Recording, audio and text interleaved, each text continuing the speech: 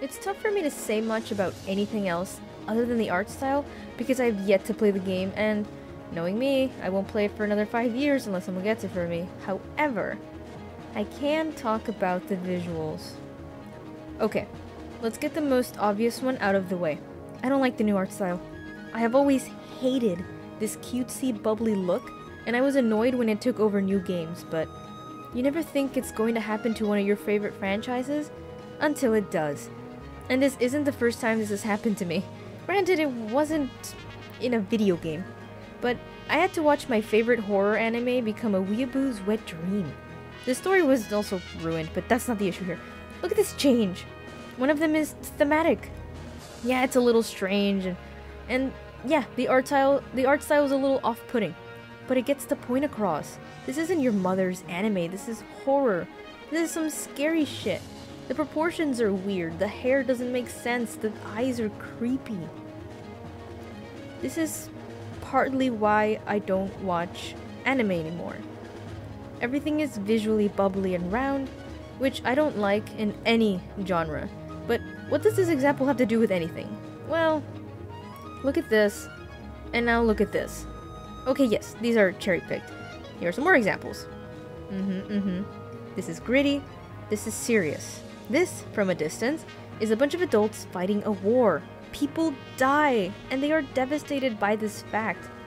This is childish. These are childish.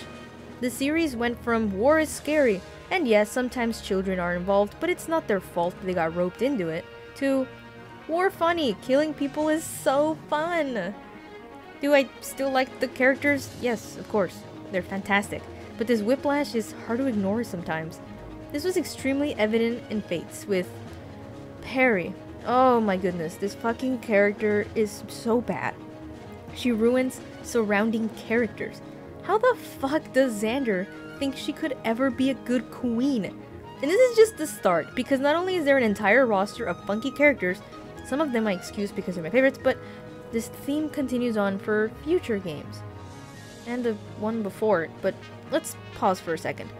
A lot of us don't like this new look. It's Hololive the game. It's a generic look that has been present in many games. You know why? Because it works. How much money do you think Genshin players spend? It's a gacha game. It has cute anime girls.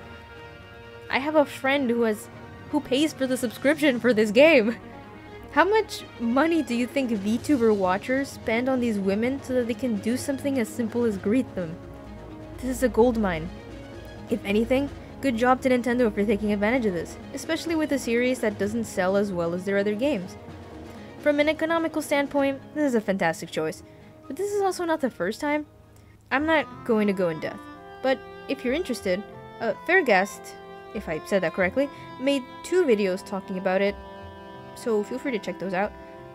But the art style has changed a lot throughout the years, and some of you may like the previous designs because in your head, the older stuff is better. A lot of that is nostalgia factor, and it's hard to set that aside. And some of the styles have reflected the anime at the time. Some haven't, some do. It really depends on the game. But from what I could see, the creators chose to pick designs that appealed to them, rather than appeal to a demographic, which the latter seems to be the case with Awakening and the games beyond that. The style has changed over the years, so this new N-Gage anime look is expected. If anyone in the Nintendo sphere is used to anything being different, it's Fire Emblem fans. It's literally different like every other game. Does this mean I have to like it? Hell no. As I said, I hate this pretty and cute anime style. To me, Path of Radiance is what I want from Fire Emblem. But I've accepted we probably won't ever get that again. And yes, I am absolutely biased, since it was my first Fire Emblem game, and it's my second favorite, I would say. It really shaped the type of games and media that I consume in general. However, this isn't the worst thing that could ever happen. Art styles grow and change, and we shouldn't hate on the artist for it. She was hired to fulfill a vision, and she did a fantastic job. I just would have preferred if it was for another game, like Genshin or something else, but oh well. But hey, no hate towards the artist, please. They're just doing their job. The worst thing that could happen is that the gameplay suffers, which is a little tricky to screw up considering how simple the mechanics are and they have always been. I'm personally not a fan of the freedom we were given in Three Houses. I'm not really into being allowed to do a lot of things. I'm very much a basic, simple gameplay, quest, story, boom. But I enjoyed the combat, even if it felt easier than in previous games. The combat in Engage looks fun, and I'm excited to throw years worth of time playing this. I'm still apprehensive though. I feel like the newer characters have become more and more one-dimensional, so I'm worried that'll be the case again.